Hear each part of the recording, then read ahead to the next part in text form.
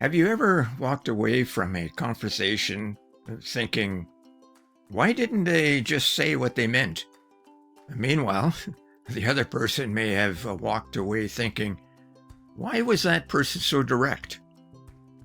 Same conversation, two completely different interpretations. Neither person necessarily intended to create a problem. Both may have been communicating exactly as they had learned to communicate. And there lies one of the most overlooked challenges in today's workplace. We don't simply work with different personalities.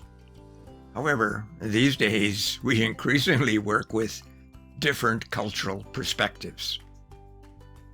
Culture, language, traditions, values, communication styles, expectations, and life experiences can all influence how people understand authority, teamwork, deadlines, conflict, relationships, feedback, decision-making, and leadership itself.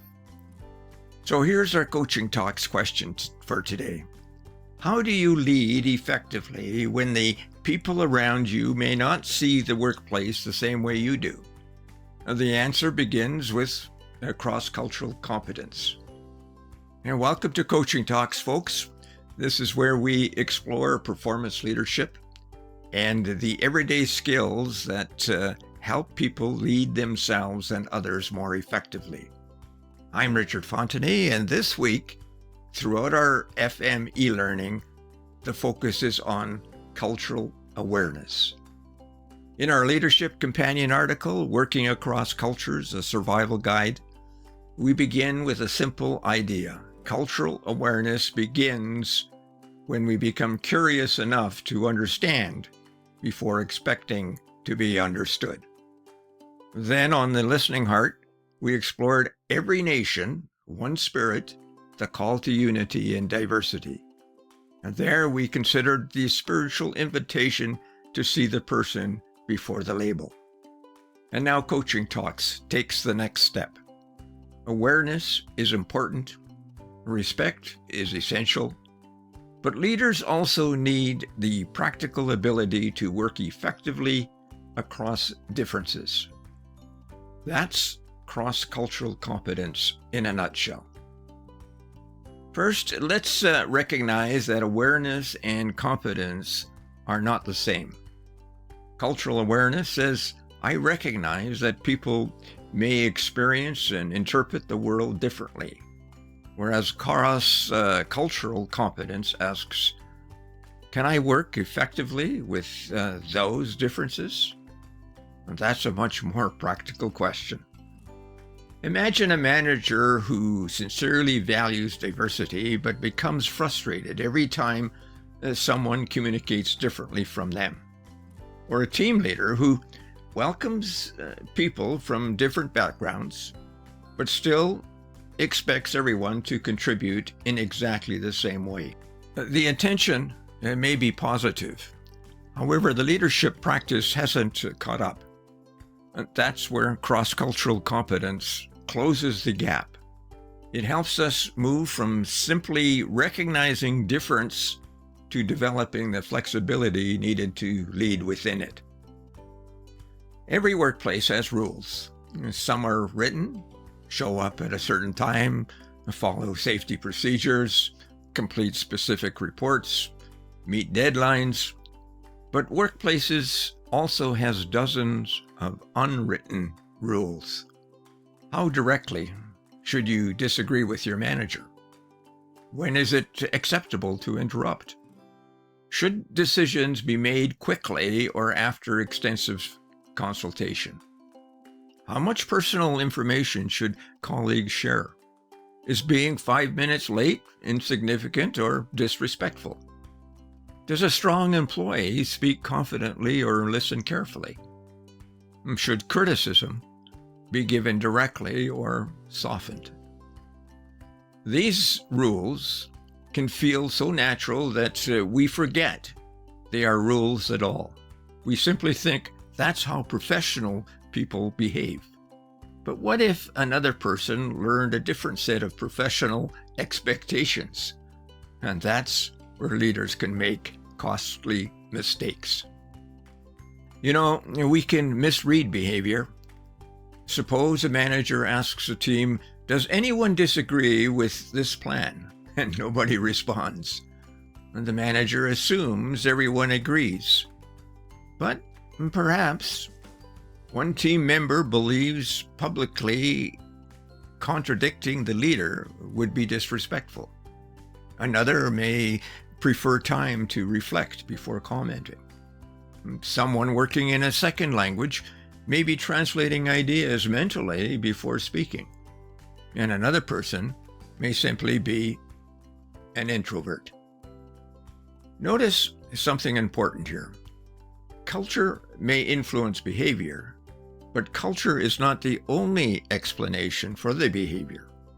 And this is where cultural competence differs from stereotyping. A stereotype says people from that culture don't recognize authority. A culturally competent leader says, there may be several reasons this person is quiet. How can I create a better opportunity for them to contribute? And that distinction matters. Cultural competence doesn't give us permission to make more assumptions. It teaches us to make fewer. Now, did you know that curiosity is a performance skill? We often think of curiosity as a personality trait. For leaders, it's a performance skill. Curious leaders ask questions before reaching conclusions. Instead of, why are they so difficult? Let's try, what might be missing here? Instead of, they never participate, let's try, is there another way I could invite their contribution? Instead of, they aren't committed, try, have we defined commitment in the same way? Now, those questions don't lower performance expectations. They improve the leader's ability to understand what is actually happening. And better understanding usually leads to better decisions. Now, here's a story about two project leaders with different approaches. We'll call them David and Maya, and both lead culturally diverse teams. David believes fairness means treating everybody exactly the same. His meetings move quickly. He asks questions openly and expects immediate answers. He values people who speak confidently, challenge ideas, and make decisions rapidly. Some team members thrive and others rarely speak. And David concludes that the quieter employees lack initiative. Maya, on the other hand, approaches meetings differently. She also wants participation and accountability, but she noticed that her team contributes in different ways. Before an important meeting, she sends several discussion questions in advance. And during the meeting, she invites different perspectives rather than relying only on volunteers. And afterward, she gives people an opportunity to send additional thoughts. Now, her standards haven't changed. Her pathways to participation, though, have changed. And over time, something interesting happens. Ideas begin emerging from people who rarely spoke before. Potential problems are identified earlier. The team develops more trust, and Maya discovers expertise she might otherwise have overlooked. That is cross-cultural competence in action. Not lowering the bar, but expanding the ways people can reach it. In a global business, consider how culture affects relationships. So let's take this beyond the internal workplace. Imagine you're negotiating with a potential business partner from another part of the world. Well, you want to get down to business quickly, but they want to spend considerable time building the relationship first. You think, we're wasting time. And they think, why should I do business with someone I don't know? Neither approach is necessarily wrong. They may simply reflect different expectations about how trust develops. A culturally competent business leader learns to notice those expectations before interpreting them negatively. The question becomes, how is trust built here? And that question can be worth far more than another sales technique. At work, feedback doesn't travel in the same way. Feedback is another area where cultural differences can become visible. Some workplaces prize very direct feedback. This isn't good enough, and here's what needs to change.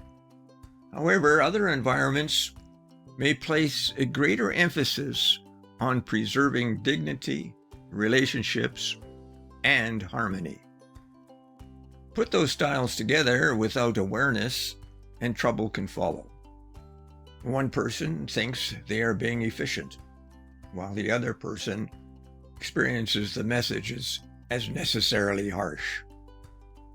Again, competence doesn't mean avoiding honest feedback. Performance leadership still requires clarity. But good leaders learn that clarity and sensitivity can coexist. They consider not only what do I need to say, but also how can I communicate this so the other person can receive it and act on it. That's not a weakness. That's effective communication. And in life, remember, your way is not the only way. The same principle follows us home. Families themselves can become cross-cultural environments. Generations develop different expectations. Marriages can bring together different family traditions. Neighborhoods change. Communities become more diverse. Even friendship circles can bring together dramatically different life experiences. Cultural competence in everyday life begins with a humble realization. My normal is not everyone's normal. That doesn't mean your way is wrong. It means it is yours. And once we understand that, difference becomes less threatening, and it becomes something that we can explore. As leaders become more culturally aware, three traps are worth watching. The first is assuming similarity. We're all professionals, so culture doesn't matter. Culture may not matter in every situation, but pretending differences never influence communication can create blind spots. The second is assuming difference. She's from that country, so she probably thinks this way. And that's stereotyping. And the third is a fear of making mistakes. Some leaders become so worried about saying the wrong thing that they avoid meaningful cross-cultural conversations altogether. And that doesn't build competence either. The better approach is a curiosity combined with respect.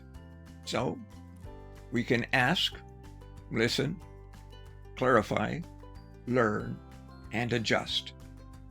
And when you make a mistake, acknowledge it and keep learning. One of the lessons leadership experience teaches us is that we can become very efficient at interpreting behavior. And sometimes we are too efficient. We see something, we categorize it, we decide what it means, and we respond. But leadership maturity often requires slowing that process down. I found one question particularly useful. Is there another reasonable explanation for what I'm seeing? And that question requires and makes space.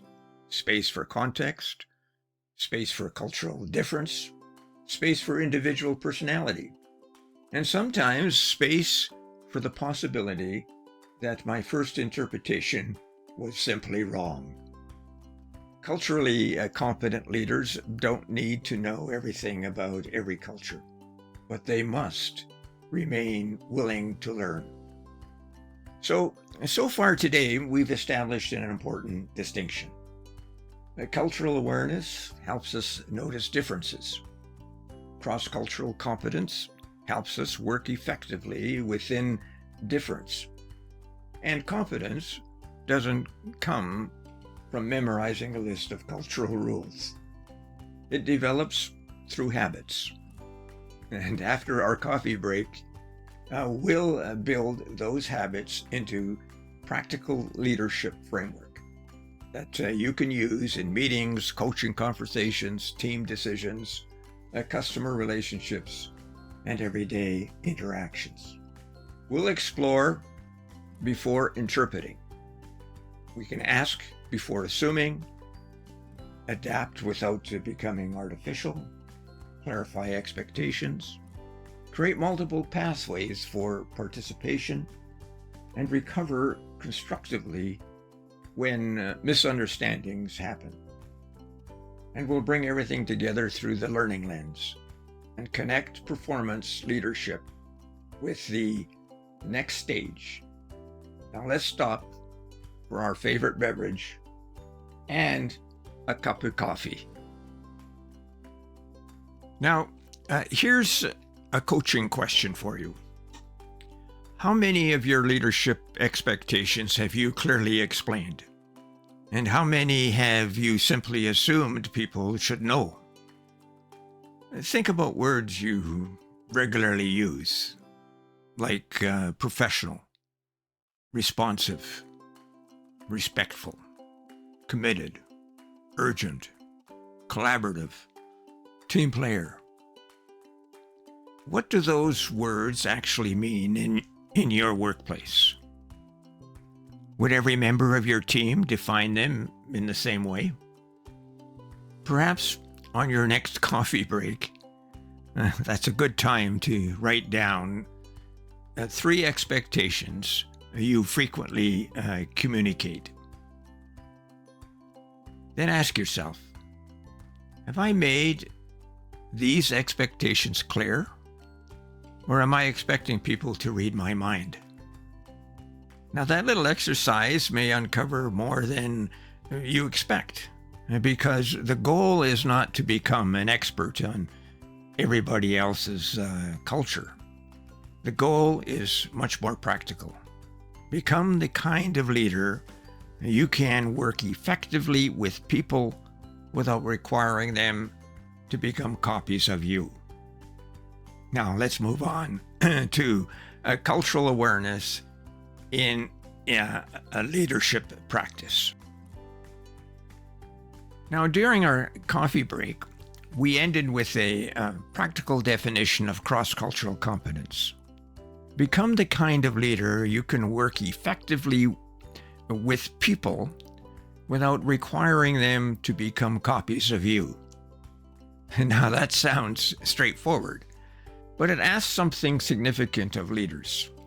It asks us to recognize our own assumptions, become curious about other perspectives, adapt our communication styles, and create environments where different people can contribute effectively.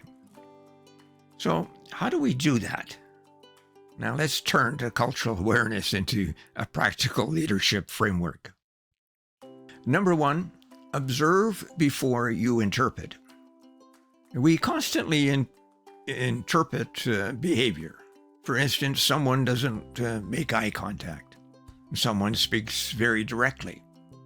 Someone waits to be invited before contributing.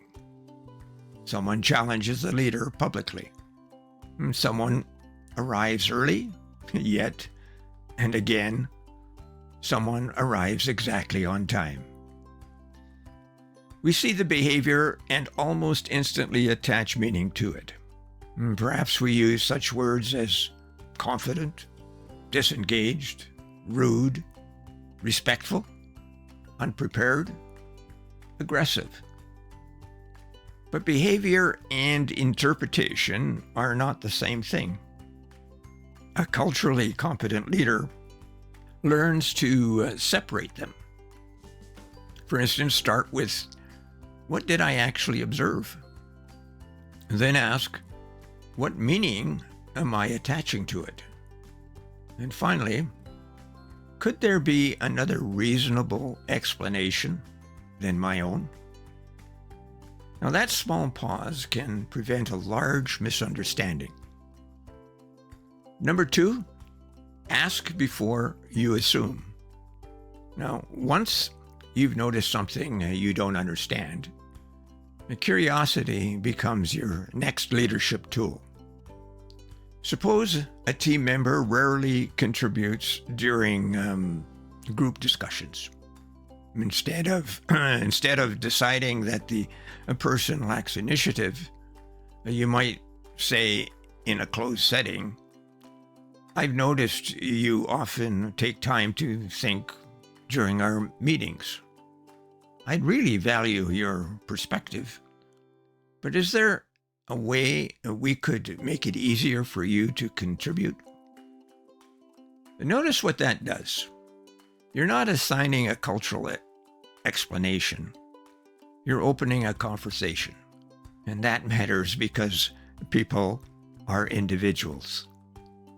The cultural influences us, but so do personality, education, family, professions, generations, language ability, past experiences, and personal preferences. Cross-cultural competence, therefore, requires a paradox. Learn about cultures, but never assume cultural knowledge that it tells you everything about a person. So ask and don't pressure. Number 3, clarify the unwritten rules. Remember those invisible workplace rules before we broke for coffee? Well, one of the most effective things a leader can do is make them visible.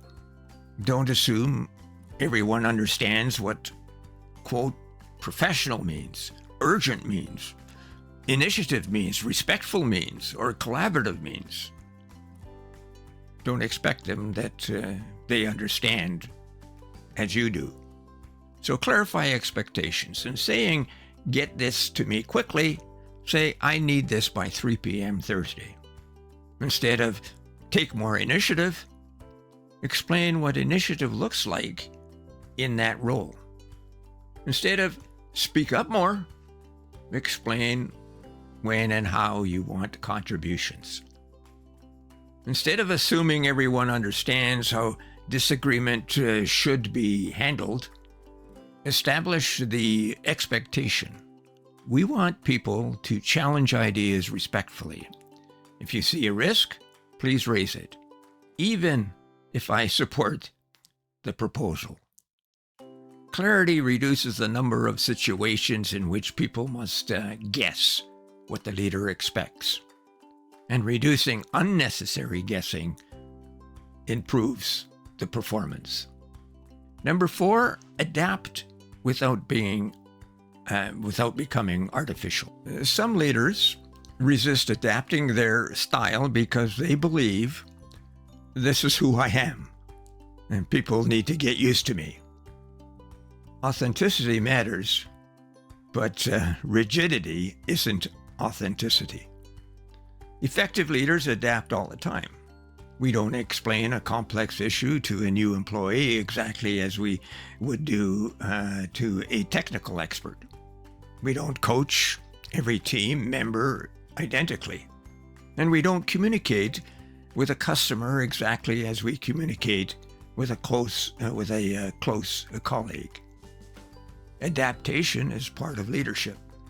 And cross-cultural competence simply expands that flexibility. So you could slow down your conversation, explain the context of what you are talking about, avoid an idiom that could confuse someone working in a second language, provide information in writing after a conversation, Or you could ask someone privately for feedback rather than putting them on the spot publicly. Now, none of these things require pretending to be someone else. They require you to become more intentional about how your communication is received. And number 5, we could create more than one door into the conversation. Think again about Maya's meetings before our break. She didn't lower expectations. She created multiple pathways for contribution. And that's a powerful leadership principle. So consider that some people think best while speaking. Others want time to reflect. Some communicate comfortably in large groups, while others contribute more thoughtfully in smaller groups. Some are confident, disagreeing publicly, while others may offer stronger insights privately or in writing.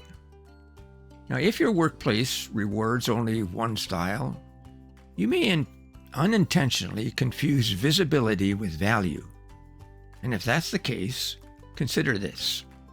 Consider trying to send questions before meetings, inviting specific perspectives, using smaller discussions when appropriate, allowing written follow-up, and asking, who haven't we heard from during this meeting? Now, these practices don't benefit only culturally diverse teams. They can improve participation for everyone. Number 6, recover well and not cover up when you get it wrong. You will make mistakes, so will I. Cross-cultural competence isn't perfection, it's the ability to learn. And perhaps you mispronounce someone's name. Maybe an expression doesn't mean what you thought it meant. And perhaps you make an assumption that turns out to be wrong. The leadership question becomes, what happens next? Defensiveness says, that's not what I meant. But learning says, I can see how that came across, and thank you for telling me. Intent matters, impact matters too. So mature leaders can hold both realities without becoming defensive. And sincere correction can change behavior.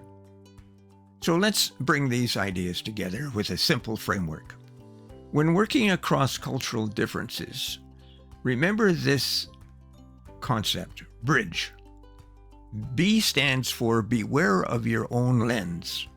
Recognize that your interpretation is shaped by your experience too. R stands for resist immediately a judgment and separate what you observe from what you assume it means. And I, inquire with curiosity. Respectful questions move the guesswork. D, define expectations. Make unwritten things visible. And G, give people different ways to contribute. Don't confuse one communication style with competence. And E, evolve through experience. Learn, adapt, recover from mistakes, and keep improving. You don't need to memorize every custom in the world. You need leadership habits that help you respond intelligently when differences appear. So build a bridge rather than making a judgment. Now let's apply bridge across our e-learning journey and see how it works. In business, before entering a new market or approaching customers from another cultural community, learn what builds trust. What might your message be, and how might it be interpreted? What assumptions are you making about customers based in experience? and ask before promoting. And work, examine how people participate, who gets heard, whose ideas are overlooked.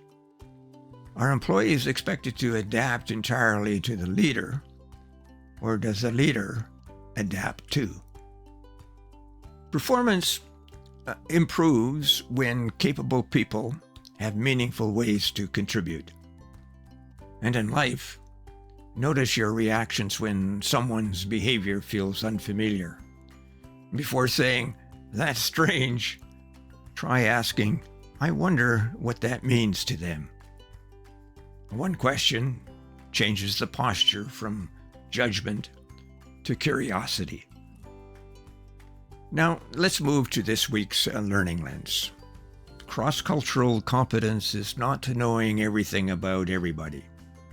It is developing the curiosity, clarity, flexibility, and humility to work effectively with people whose experiences differ from our own. Remember to observe before interpreting, ask before assuming, clarify expectations, adapt your communication, and create multiple pathways for participation. And then recover gracefully when you make a mistake. Cultural competence is not a destination. It's a leadership practice. Now, here's your challenge for this week.